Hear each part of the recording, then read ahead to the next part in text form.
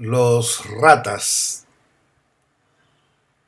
Éramos un grupo de patos malos, alumnos de la Escuela de Publicidad del Tecnológico, donde la Mónica Herrera era la directora y nosotros éramos el primer curso de esa escuela. Y ya nos habíamos ido conociendo con los compañeros. Yo pienso que ya llevábamos un semestre en donde nos habíamos calado, nos habíamos ya cada uno sabía más o menos quién era el otro y cuánto rendía, qué tan bueno era para las distintas materias, etcétera. Había de todo, había alumnas muy buenas que hacían las tareas regularmente, que entregaban todos sus trabajos a tiempo, que eran muy trabajadoras, muy cumplidoras. Eh, Habían otros que eran un poquito más flojos, que no siempre andaban pidiendo plazos, y habíamos otros que no hacíamos la tarea. Andábamos siempre atrasados y que andábamos buscando soluciones de último minuto. Se acostumbraba ya desde ese tiempo a formar grupos, agencias, ¿no es cierto?, a las cuales se les entregaba un caso que tenían que resolver como una de las notas importantes del semestre. Entonces andábamos todos preocupados de con quién nos iba a tocar, en qué grupo nos iba a tocar, y tuvimos la oportunidad de elegir en el segundo semestre con qué nos tocaba. Por cierto, con Jorge Casilla nos teníamos escaneados y yo me he dado cuenta que él era muy creativo y parece que él también sentía lo mismo por este lado. Entonces nos juntamos y sin conocernos mucho, sin tener una amistad muy cercana, hicimos negocio. ¿Qué tal si nos juntamos este semestre para formar una agencia y hacer la presentación?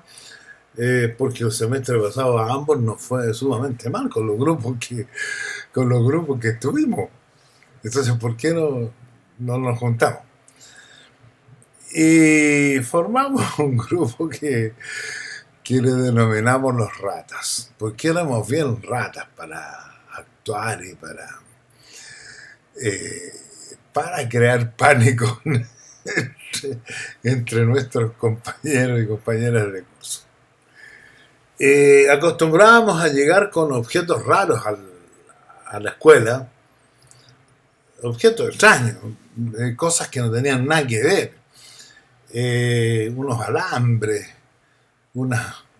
cualquier cosa que encontrábamos por ahí, y nos juntábamos en un rincón a analizar, a hacer como que analizábamos y estábamos muy seriamente interesados en ver el aparato que habíamos llevado, etcétera. Y todo el curso pensaba que nosotros éramos unos genios creativos, que quizás qué cosa estábamos inventando. Y les producía pánico al resto de compañeros. Y así todos los días llegábamos con algo extraño y andábamos especulando en el fondo sobre el trabajo que estábamos haciendo, que en realidad no lo estábamos haciendo. Solo estábamos divirtiéndonos y sembrando el terror entre nuestros compañeros. Como éramos, como éramos un poco pobres, yo particularmente, también teníamos un negocio. A veces nos sentábamos en el casino y le vendíamos trabajo a los compañeros de otros cursos. Sabíamos que tenían un trabajo de radio o un guión o hacer un boceto, una imagen, qué sé yo, para algo, y andaban todos desesperados porque se les había cumplido el plazo. Y bueno, llegaban al casino, nos encontraban a nosotros con un cartelito que decía: permuto frase de radio por sándwich de jamón con queso. Entonces, felices las compañeras de los cursos inferiores nos compraban sándwich y nosotros le hacíamos la tarea. Negocios son negocios. Es así como de pronto un profesor de marketing muy importante en ese tiempo, que trabajaba en McCann Erickson, y que había trabajado en las primeras empresas, no sé si Carosi, Luchetti, por ahí. Entonces nos da un caso que es introducir un nuevo café en Chile, un nuevo café instantáneo. Y nos dio 2 meses para hacer el trabajo. Por cierto, nosotros esperamos hasta el último día, no habíamos hecho absolutamente nada. Y ya a nuestro grupo se había incorporado un frescolín que se llama Luis Sobrino, que había hablado con Jorge diciéndole que yo estaba de acuerdo con que él entrara al grupo nuestro, a los Ratas. Y habló conmigo diciéndome que Jorge Casís estaba de acuerdo en que él entrara a los Ratas. En realidad nos engañó a los dos y terminó siendo parte de los Ratas, Luis Sobrino Cortés. Lucho se dedicó a cuentas, al servicio de cuentas, clientes y a las ventas. Es un gran vendedor. Por lo tanto, a nosotros nos hacía muy bien también tener un buen vendedor en nuestro grupo, aparte de la simpatía de Lucho y su chispeza para meterse en el grupo nuestro. Yo no sé si al final entraron por lo menos 2 más a este grupo de los Ratas. La cosa es que nos dan un trabajo de marketing de introducir un nuevo café, y era crear desde la marca, definir el café desde dónde tenía que venir, si era brasilero, colombiano, no sé qué, etcétera, etcétera. Inventarle todo el cuento a este nuevo café. Y eran cerca de las 12 de la noche en la casa de Jorge Casís, un día viernes. Teníamos que presentar el día sábado en la mañana. Y en la casa de Jorge, como buenos árabes, los días viernes jugaban, tenían juegos de azar. El comedor se llenaba de pequeñas mesas con manteles verdes, y estaba ahí prácticamente toda la colonia jugando y metiendo bulla, y como son los árabes alegres, y nosotros en un rincón probando las delicias que hacía su mamá, las comidas árabes. Pasaba la hora y no avanzábamos en nuestro trabajo. Bueno, el tema es que Jorge saca un libro de Colombia, que hablaba de las bellezas turísticas y las riquezas de Colombia, que sí, etcétera, y encontramos un capítulo sobre el café. Y en ese minuto decidimos que el café tenía que ser colombiano, porque de ahí decía que el café colombiano era más aromático y más suave. La cultura de café en Chile era el café de tarro, que se ponía en la mesa. No había más cultura de café, salvo café Haití para algunos, qué sé yo, que tomaban café. Entonces encontrar un café que fuera del gusto de los chilenos, un café instantáneo, era una cosa difícil. Lucho Sobrino había hecho un estudio de mercado muy, muy serio. Se había ido a la Bandera Azul, un supermercado que quedaba ahí en la calle Estado, me parece que con moneda o moneda. Entonces le había preguntado al acomodador de tarro de de 100 tarros de café, ¿cuántos tarros de Nescafé se venden? Entonces le dijo alrededor de 80. Y sí Café, que era otra marca que había. Bueno, unos 7 de sí Café. Y de otras marcas que habían. Bueno, el resto son unas pocas marcas, qué sé yo. Entonces nosotros hicimos cálculos de ingeniería con Jorge y con Luis, diciendo que si se venden 80 tarros, en realidad el margen de error y la cosa, le vamos a poner un 78.7. de participación de mercado a Nescafé. A ese café le vamos a poner un 5,4 y así a cada marca le pusimos una cantidad que pareciera un porcentaje creíble.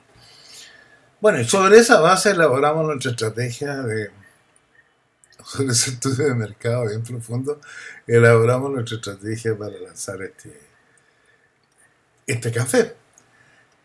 Nuestras compañeras habían pasado 2 meses haciendo investigación de mercado, yendo a Nestlé, preguntando, averiguando estadísticas, etcétera, etcétera, etcétera, etcétera, etcétera, etcétera. Y nosotros esa noche, ya avanzada a las 2 de la mañana, nos pusimos a inventar este café que le llamamos Rodrigo d'Ordaz. Café Rodrigo d'Ordaz.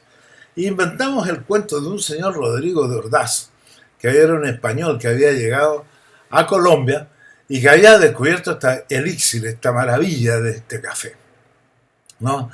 Y que era el café, era realmente una delicia aromática, con muchas propiedades, etcétera, energéticas, de levantar el ánimo, ¿no? Era un café realmente excepcional. Entonces Rodrigo d'Ordaz, el conquistador, había llegado y contamos la historia de este conquistador y cómo había llegado a enamorarse de este café. Hicimos la etiqueta, hicimos el nombre, hicimos la campaña, hicimos los guiones, hicimos merchandising, todos los elementos de la campaña con base en esta información de este libro de Colombia y esta información que tenía Luis Sobrino del supermercado La Bandera Azul. Bueno, pasaron la semana, entregamos el trabajo, al otro día todos muertos de sueño, qué sé yo, nuestra carpeta, nuestro trabajo, y pasaron la semana mientras el profesor Gianfranco Girardelli corregía los trabajos. Éramos, yo creo que unos 6 grupos. Y hasta que llega el día de las notas. Y empieza a dar todas las notas, y empieza por las más malas, hacia arriba, y nosotros no aparecíamos nunca. Y bueno, y no... Ya hacia el finalizar, nombra a nuestras compañeras, Mateas, estudiosas, que habían hecho todos los estudios de mercado, toda la estrategia y las cosas, etcétera, y les pone no sé, me imagino yo, un 6, por ejemplo. Y nosotros éramos los últimos. Y nos mirábamos con Jorge, y capaz que hayamos ganado.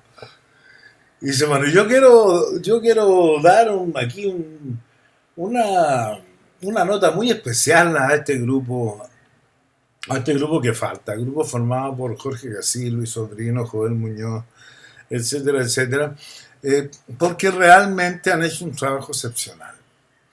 Quiero decir 2 cosas, dice. Una, que los datos del mercado son exactos, son realmente exactos, la información del mercado está perfecta, ¿no? Y la definición del problema y la estrategia y toda la cosa está muy bien en términos de que el café que hay que instalar en Chile es un café más bien colombiano que brasilero, porque el café colombiano es más suave, está más cerca al gusto chileno, en cambio el café brasilero es más fuerte y va a ser más difícil de introducir. Entonces también la elección del tipo de producto y el origen del producto y el tratamiento publicitario, la creación de la marca, el desarrollo que han hecho creativo de esto es excepcional. Son los únicos que desarrollaron toda la parte creativa, porque los demás se quedaron solamente en una estrategia, no elaboraron los logos, las etiquetas, la presentación, etcétera, y todo lo que lleva consigo el marketing, porque el producto, la plaza, el precio, la publicidad. Y nosotros ahí, impresionados con este resultado, ¿no es cierto?, de haber sido los mejores. Entonces, un 7 tiene este grupo. Y en ese momento nuestra querida Jimena Lacer se sube arriba de la mesa y grita que protesta contra esta evaluación, porque ella sabe fehacientemente que nosotros somos unos mentirosos, porque en realidad no teníamos ni un dato de mercado, que lo conseguimos en un supermercado, que en realidad trabajamos el último día, que en realidad, etcétera, y nos denuncia ante el profesor de marketing de que en realidad detrás de nuestro trabajo en realidad no había ninguna sustancia, mientras en el trabajo de ella había meses de investigación. Entonces el profesor le dice, por favor, señorita Aracel, bájese de la mesa, de la silla, cálmese, le quiero decir algo. A mí no me interesa de dónde sacaron los datos. A mí lo que me interesa es que los datos son exactos. Y en segundo lugar, lo que me interesa es que el desarrollo estratégico y creativo de esto es brillante. Nuestra empresa está trabajando en un proyecto de un café y coinciden los planteamientos de este grupo con lo que nosotros estamos haciendo a nivel profesional. Por lo tanto, cálmense. Así es la vida, así son las cosas. Este grupo ganó y ganó legítimamente. Yo desde aquí le pido disculpas a la Jimena. Fue así lo hicimos. Tal vez por eso no nos separamos en el tiempo, unos para el área de cuenta y otros para el área creativa. Nosotros, como creativos, confiamos en las ideas. Primero ponemos las ideas, después la ejecución y después las justificaciones. Y seguimos pensando lo mismo. Han pasado 40 años fáciles.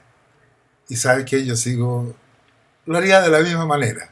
Y lo haría de nuevo con Los Ratas, con Jorge Casís y con Lucho Sobrino. Un saludo para todos, un abrazo. ¿Ya? Esto es Slice of Life, trozos de la vida cotidiana de un publicista. Gracias.